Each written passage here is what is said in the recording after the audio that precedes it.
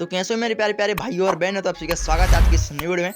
तो आज आप लोग देखने वाले हैं कक्षा 10वीं विषय गणित अर्धवार्षिक परीक्षा 2023-24 का रियल प्रश्न पत्र। ठीक है, इसमें से आएगा आपका समय 3 घंटे, पूर्णांक 75 नंबर पेपर रहेगा।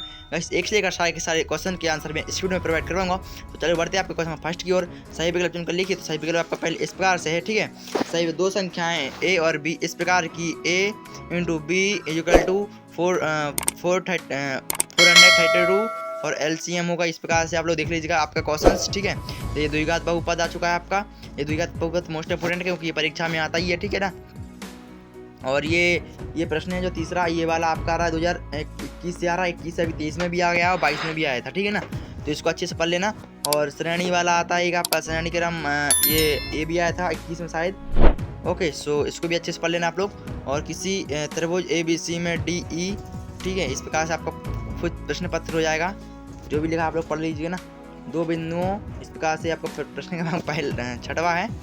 दो बिंदुओं ए कोष्टक 0,2 और B कोष्टक 2,0 के बीच की दूरी है। कितनी दूरी होगी आपको ये बताना पड़ेगा इस क्वेश्चन में, क्वेश्चन 6 में।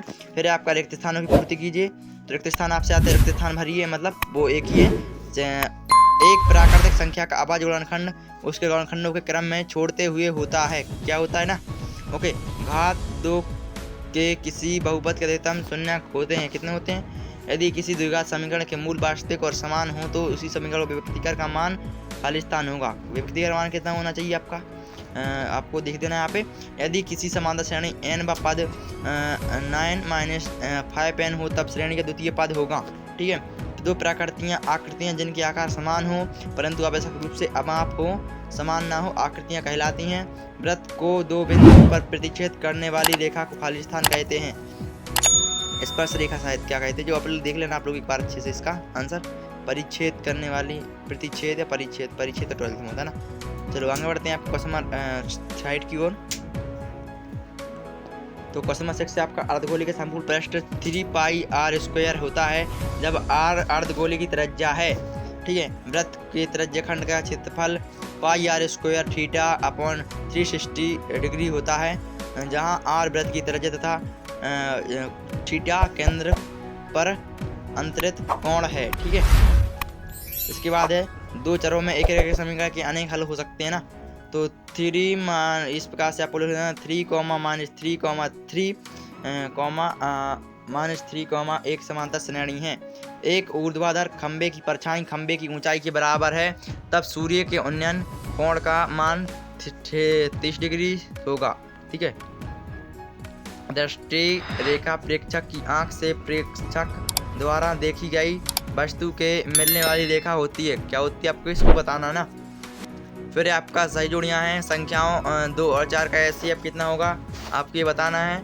और x² - x -12 के शून्य के योग हैं। cos theta tan tan 16 theta. ठीक है, cos थीटा इस प्रकार से हो जाएगा आपका ये, और इस प्रकार से ये है आपका sin 13 इस प्रकार से। और एक शब्द एक वाक्य में दीजिए, एक शब्द एक वाक्य में देख लीजिए आप लोग। ये मोस्ट इंपोर्टेंट भैया ये आता है आपका ना। तो दिए गए चित्र में बहुपद px के लिए px का ग्राफ नीचे आकृति में दिया गया है। px के लिए शून्य की संख्या बतलाइए। ओके दोस्तों, तो इस प्रकार से आपका ये प्रश्न हो जाएगा। यहाँ पर इतना है। यहाँ पे आप देख लीजिए एक बार। बेलने के लिए आयतन का सूत्र, वृत्त की स्पर्श रेखा, वृत्त में बिंदु वाली, ये सब प्रकार से आपके प्रश्न हैं। चलो आगे बढ़ लेते हैं आपके क्वेश्चन 6 की ओर। क्वेश्चन 6 से आपका संख्याओं 4 पर विचार कीजिए। यहाँ n व प्राकृतिक संख्या है। जांच कीजिए कि क्या n का कोई मान है जिसके लिए 4 अंक 0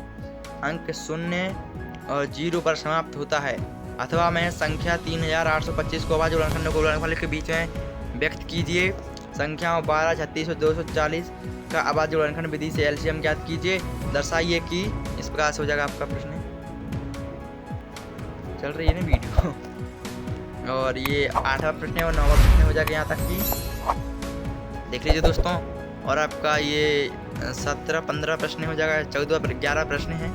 11वें के बाद ये देख लीजिएगा 11वें का 8वां है और 12वां है।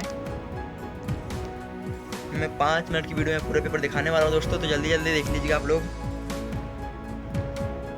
बिंदुओं 5,2 और -1,3 के बीच की दूरी ज्ञात कीजिए।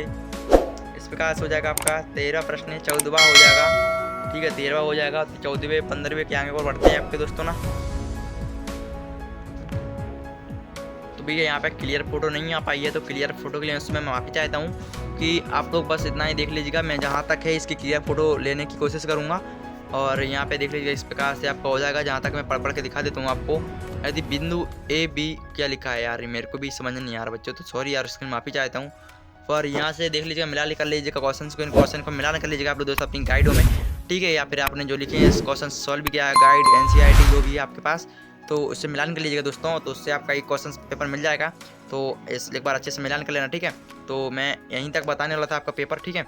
और प्रश्न नंबर 20 और जो भी आगे प्रश्न पत्र है और मैं बता रहा हूँ आगे, ठीक है। सॉल्यूशन भी इसी वीडियो में दे रहा हूँ बच्चों, तो ठीक है। तो ये रेखा के समीकरण कर लेना एक बार अच्छे से तैयार।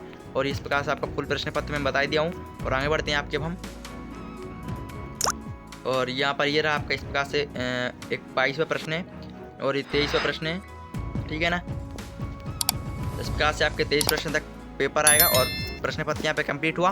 तो भैया देखो मैं सॉल्यूशन देने वाला हूँ अपने टेलीग्राम ग्रुप पर, टेलीग्राम ग्रुप ज्वाइन कर लेना वहाँ पर, ठीक है। और यहाँ पे मैं सॉल्यूशन नहीं डाल पाऊंगा, सॉल्यूशन अगली वीडियो में जल्दी इसमें आपको प्रोवाइड करवाना दोस्तों ना। तो मिलते हैं नेक्स्ट वीडियो में। आज के बस thanks for watching, bye bye.